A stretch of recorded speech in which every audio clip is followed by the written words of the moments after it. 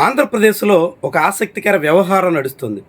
ప్రతిసారి వైఎస్ జగన్మోహన్ రెడ్డి కొన్ని విషయాల్ని ప్రస్తావించడం, అధికార కూటమి నేతలు వాటిని వదిలేసి ఇంకేవో మాట్లాడడం, ఇదొక సంప్రదాయంగా మారుతున్నట్టు కనిపిస్తుంది.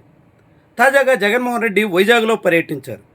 వైజాగ్ స్టీల్ ప్లాంట్లో ప్రమాదంలో మరణించిన కుటుంబాలని పరామర్శించారు. బాధితులకు నష్టపరిహారం పెంచాలని, స్టీల్ ప్లాంట్లో సిబ్బందిని కుదించడం వల్లే ఇలాంటి ప్రమాదం సంభవించిందని, దాంతోపాటుగా అన్నింటికీ మించి వైజాగ్ స్టీల్ ప్లాంట్ ప్రైవేటీకరణను నిలుపుదల చేయాలని కోరుతూ అసెంబ్లీలో ఒక తీర్మానం చేయాలి అనే అంశాల్ని జగన్మోహన్ రెడ్డి ప్రస్తావించారు. ఈ మూడు విషయాలకి సంబంధించి ఇప్పటి వరకు కూటమి నేతలు పల్లెత్తు మాట మాట్లాడితే ఒట్టు. హోంమంత్రి వంగలపూడి అనిత అయితే అసలు స్టీల్ ప్లాంట్ గురించి మాట్లాడే నైతిక హక్కే జగన్మోహన్ రెడ్డికి లేదు అని తేల్చేశారు. అంటే ఇక ఆయన ఏమీ మాట్లాడకూడదు, మాట్లాడే నైతిక హక్కు ఏమైనా ఉందంటే అది కూటమి నేతలకు తప్ప ఇంకెవరికీ లేదు అన్నది వంగలపూడి అనిత తీర్మానం. ఇక ఆ తర్వాత ఉత్తరాంధ్ర ప్రాంతానికే చెందిన మరో మంత్రి కొండపల్లి శ్రీనివాస్ మాట్లాడారు. ఆయన అయితే వైజాగ్ స్టీల్ ప్లాంట్లో ఒక్క ఉద్యోగిని కూడా తొలగించలేదు, సిబ్బందిని కుదించలేదు అని చెప్పే ప్రయత్నం చేశారు. చాలా విడ్డూరమైనటువంటి విషయం. ప్రభుత్వంలో ఉండి ఏదైనా మాట్లాడొచ్చా అనేటువంటి ప్రశ్నకు తావిచ్చే అంశం కూడా.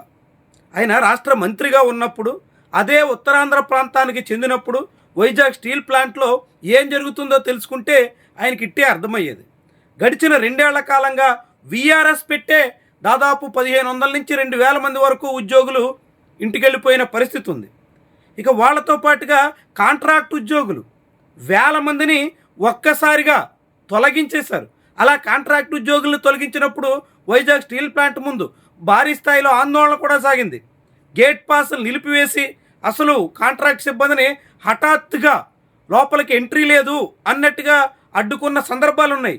అలా వేల మంది స్టీల్ ప్లాంట్ ఉద్యోగుల్ని ఇంటికి పంపించేసినటువంటి చరిత్ర గడిచిన 2 ఏళ్ల కాలంలోనే ఉంటే ఒక్కరిని తొలగించలేదని మంత్రి మంగళగిరి తెలుగుదేశం పార్టీ కార్యాలయంలో కూర్చుని ప్రకటన చేయడం అంటే ఏమనాలా?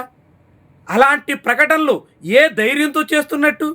తాము ఏం చెప్పినా వింటారని, జగన్మోహన్ రెడ్డి మాట్లాడిన దానికి ఏదో ఒకటి చెప్పాలని ఇలాంటి మాటలు మాట్లాడితే దాన్ని ఎలా చూడాలి? చాలా కీలకమైనటువంటి విషయం.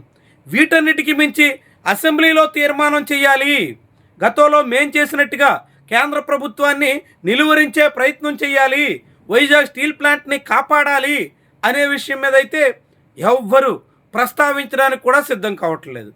ఇక నష్టపరిహారం విషయంలో ₹1 ఇవ్వాల్సిందే, కాకుంటే తాము అధికారంలోకి వచ్చిన నెల రోజుల్లోపే బాధిత కుటుంబాలందరికీ ₹1 చొప్పున పరిహారం పూర్తిగా అందించే ప్రయత్నం చేస్తాం అని జగన్మోహన్ రెడ్డి వ్యాఖ్యానించారు. దానికోసమైనా రాష్ట్ర ప్రభుత్వం నష్టపరిహారం విషయంలో పునరాలోచన చేయాల్సిన అవసరం కనిపిస్తుంది. ఎందుకంటే అదే వైజాగ్ కేంద్రంగా ఇటీవల కాలంలోనే జరిగిన వివిధ ప్రమాదాల్లో బాధిత కుటుంబాలకి పెద్ద మొత్తంలో నష్టపరిహారం ఇచ్చారు. నిజానికి ఈ నష్టపరిహారం కూడా రాష్ట్ర ప్రభుత్వం నుంచి ఇవ్వాల్సిన పల్లా, అది కేంద్ర ప్రభుత్వ సంస్థ వైజాగ్ స్టీల్ ప్లాంట్ నుంచే ఇచ్చే అవకాశం ఉంటుంది. 9 మంది కార్మికులు యాజమాన్యం నిర్లక్ష్యం కారణంగా భద్రతా ఏర్పాట్లు లేకపోవడం, తగినంత మంది సిబ్బంది లేకపోవడం, నాసిరకమైనటువంటి ముడి సరుకు సరఫరా, ఇలాంటి అనేక కారణాలతో ప్రమాదం జరిగితే పరిహారం చెల్లించడానికి కూడా ఎందుకని ఇంత రాద్ధాంతం చేయాలి? ఇంతగా విపక్షం ప్రశ్నించాల్సిన పరిస్థితి తీసుకురావాలి? కేంద్ర కార్మిక సంఘాలన్నీ కలిసి వైజాగ్లో భారీ స్థాయిలో ఆందోళనకు పూనుకోవాల్సిన పరిస్థితి ఎందుకు రావాలి? నష్టపరిహారం కోసం నేరుగా నారా లోకేష్ని నిలదీసేటంత పరిస్థితి ఎందుకు తెచ్చుకోవాలి? ఇలాంటి అనేక ప్రశ్నలైతే ఇప్పుడు ఉదయిస్తున్నాయి. ఏమైనప్పటికీ కూడా ఆంధ్రప్రదేశ్లో అతిపెద్ద పరిశ్రమగా ఉన్న వైజాగ్ స్టీల్ ప్లాంట్ పరిరక్షణ సంబంధించినటువంటి అసెంబ్లీలో తీర్మానం చేసే ఉద్దేశం కూటమి ప్రభుత్వంలో ఉన్నట్టు కనిపించట్లేదు. ₹1 పరిహారం ఇవ్వాలన్న జగన్మోహన్ రెడ్డి డిమాండ్, ఇతర కార్మిక నేతల కోరికను కూడా ఈ ప్రభుత్వం పూర్తిగా తోసిపుచ్చేస్తుంది.